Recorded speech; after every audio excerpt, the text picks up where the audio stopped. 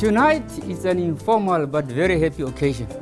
Distinguished delegates, welcome to Australia, welcome to Canberra. I represent the African Diplomatic Corps. It's a corps of 15 countries here in Australia, and we say that we represent the whole of Africa in terms of interests. But we are very happy to have the cooperation of other organizations and persons in Australia who are helping us in the cause of raising the profile of Africa in Australia. It's a very difficult task, I can tell you that. So it's like running a race where, I'll start the first leg of it, run, maybe as fast as Usain Bolt runs. And I can tell you, I used to do that in my early days. I was a sprinter. But then at some stage, you have to pass on the button to someone who is coming from behind you, who should then run further. As somebody said, if you want to go fast, you can go alone if you want to go fast. But if you want to go further, go with others. So it's a unity of purpose, which is what we are seeking and what we are building, what this conference is building. Well, distinguished guests, I tend to be loquacious, I know that. But as I said, it was just to say, welcome, feel at home. And I wish you fruitful deliberations starting tonight. Because I noticed that tonight, the atmosphere is already very good. The ambience here also is very good. So the foundation for the next 2 days has been laid out. Carry it on. Thank you very much. Thank you. Thank you.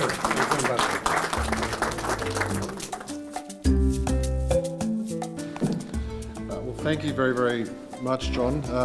And good morning to all of you. It's a bit of a rainy, wet Canberra day, and I notice it particularly coming from the Gold Coast. But I was hoping to bring some Gold Coast weather with me, but apologies that I haven't been able to. Can I acknowledge Your Excellency Malosiwa Selapeng, High Commissioner for Botswana and Dean of the African Diplomatic Corps. Good to meet with you this morning. African ambassadors, High Commissioners, members of the Diplomatic Corps, representatives of the Australia-Africa Business Council and the Australia-Africa Universities Network. Our hosts today here at ANU, ladies and gentlemen, thank you very much. It is indeed a pleasure for me to have the opportunity to come along this morning to this important forum that links business, academia and government. I'm told there's an African proverb that says one who does not look ahead always remains behind. Forums like this provide excellent opportunities for us collectively to look ahead, to share ideas and identify practical solutions of issues of relevance to both continents. Africa today is a continent of great promise.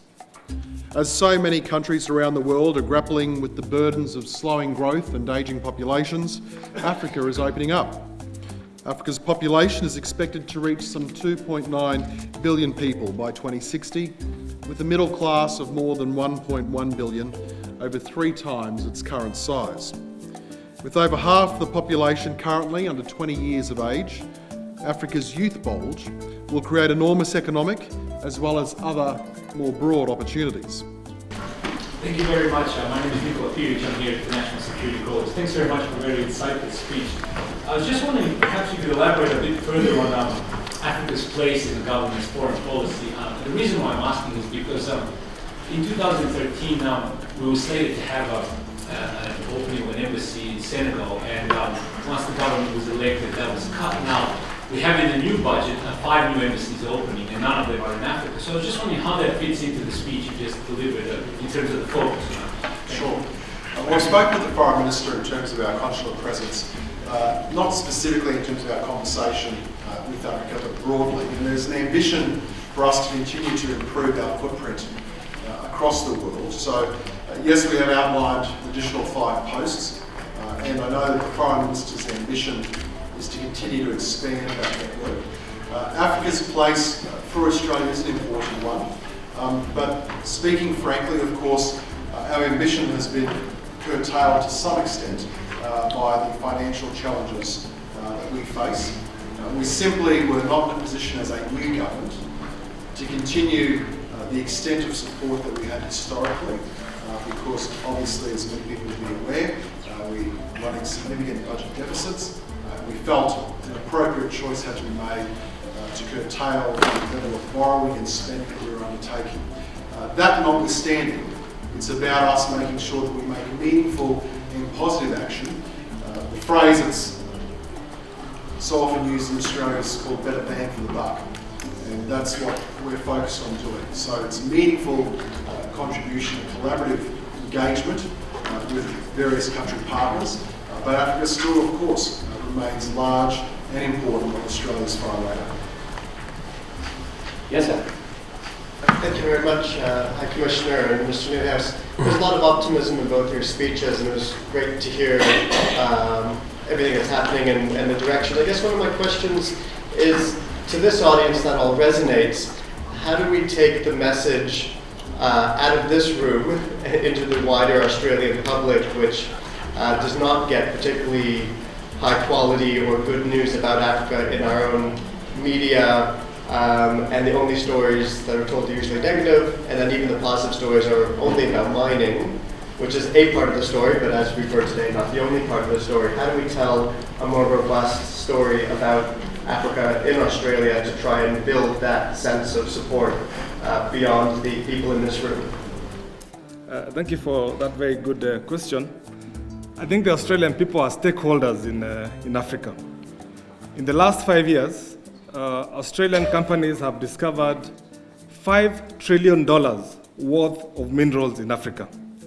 Private companies, $5 trillion. This is not property that belongs to the Australian government. These are companies that are owned by the people from Australia, and what happens in Africa should be of concern to them. There is need for them to start asking questions. How more can Australia get engaged in Africa? They are the shareholders of these companies. They are the people who work. Their children, their parents work in these companies.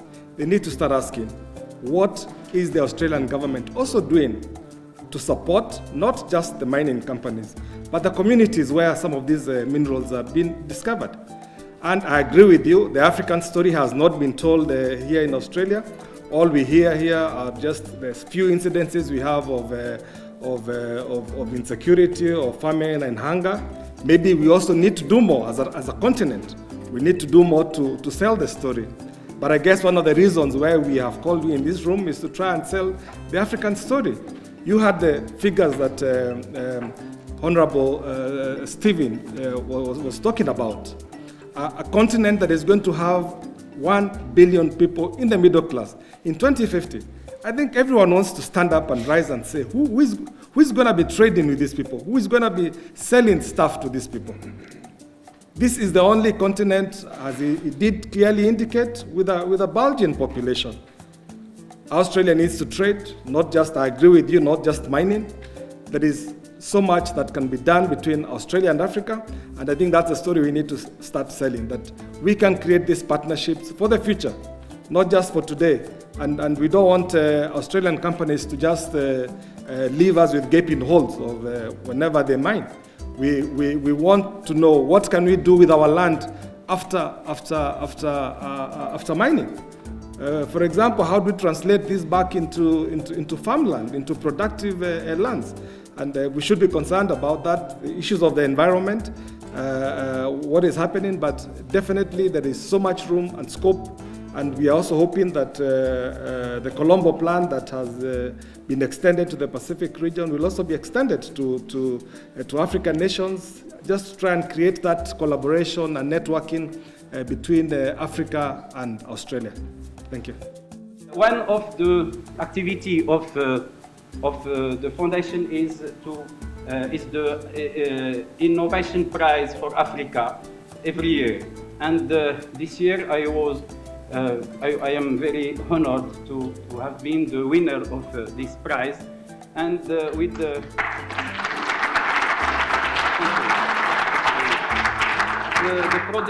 product I present in this prize is NP for natural product. It's an effective and affordable patented alternative to the use of antibiotics in poultry farms. This product is natural, safe, is cost-saving, is patented, and it permits to the farmer to don't put antibiotics nor anticoccidial or antiparasitic drugs in the feed. Our product replies all this, and it is safe. With this, we have also a product which is an alternative to pesticide, and you know how pesticides are bad. And we have also a boosted antibiotic, a process in which we boost antibiotics by adding synergic molecules that break the resistance mechanism, thus making the resistant bacteria sensitive again. And this product is now in phase 3 clinical trials, and the results are very exciting. Thank you very much for